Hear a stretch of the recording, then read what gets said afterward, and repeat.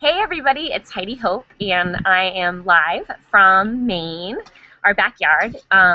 So we are up here. We kind of snuck out of the studio early to start our long Memorial Day weekend up here. Sean actually brought me here for the first time 13 years ago this summer, and we've been coming back ever since. And now, 2 kids later, we vacation up here as much as we can as a family. Um, So yeah, I didn't want to skip out on you for this FAQ Friday, and I thought I'd share a little piece of where is my most peaceful place on earth. Because usually we're totally disconnected up here.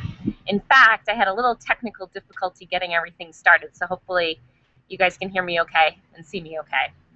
So we don't have a ton of questions, which is great because then I can go inside and get to my wine drinking.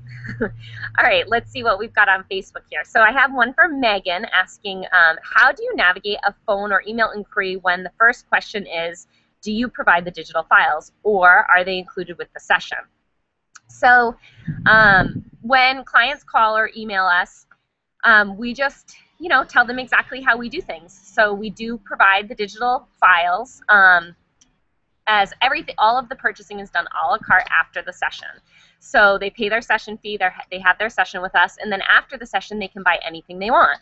So they can buy digitals by themselves, they can buy them as part of packages where there's a certain number of digitals paired up with other products. And all of our digitals do come with at least the 5x7 prints and a keepsake box, so they have something tangible to leave with. But if they want to just buy the digitals, they can totally do that, and then we give those to them as a gift, as a complimentary gift.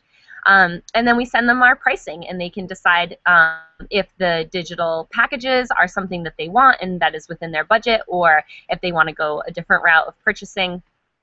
So we're just really upfront with our pricing before they even book the session, and we want to make sure we're definitely an investment, and it's not just an investment financially but also time-wise. They have 3 different appointments with us, and we really customize everything and make it a very special experience.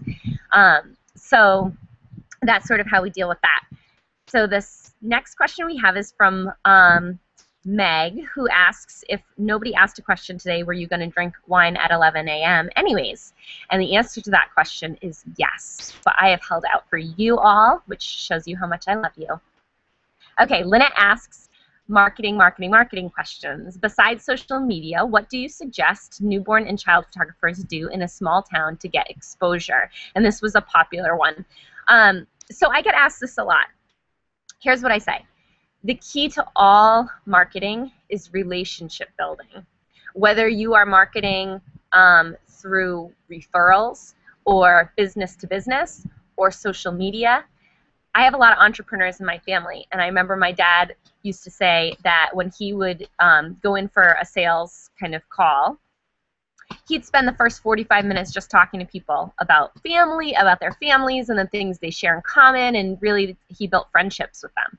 And then at the very end, he'd be like, okay, so are you going to, buy with us or not? And I thought that's really funny because it seems like so much has changed in business with the advent of all technology and social media and everything, but really nothing's changed at all. It's the same exact method of marketing, and I think that's why I enjoy marketing so much in the business, because that's what I love about being in business, is connecting with people and building relationships with people. So outside of social media, if social media is not working for you right now and you don't want to put all your eggs in that basket, I totally understand that. So what can you do to market yourself? You've got to get out in your community. You have to be a face-to-face friendly person. I would definitely try to make relationships with other businesses that cater to the same target market that you do. So think about who your ideal client is. Where do they shop? What do they do in their free time? Can you, and not say, hey, I want to market to your client base. Think about things that you could do to help benefit their business. And if you approach it in a way that you're really helping them, then I think they'd be willing to partner up with you. So that's one thing. Another thing is to get a referral program going. Word of mouth is just so important if you don't have a strong web presence. So you need to take those clients who love you and get them to start spreading the word about you. and reward them for it. Maybe you're going to give them a complimentary session. Maybe you're going to give them free product, whatever it is. But find the people who love what you do and get them to share it with the people that they know. Because with so many options out there, I mean, there are a million photographers, and there are a million other businesses that are not even photography based that are competing for their hard-earned dollars. So if you want people to spend their money with you, you need to stay at the forefront of their mind, and you need to build a level of trust with them. Getting one of their friends to recommend you to them is like initially, you know, a trust-based relationship. So that's a really good way to start. So those are my big tips for that.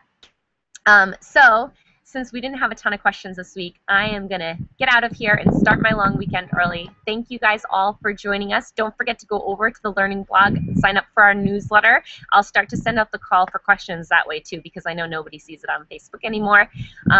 So thank you all for meeting me in my little slice of heaven here in Maine, and I hope you all have a great Memorial Day weekend, and we'll see you next week. Bye.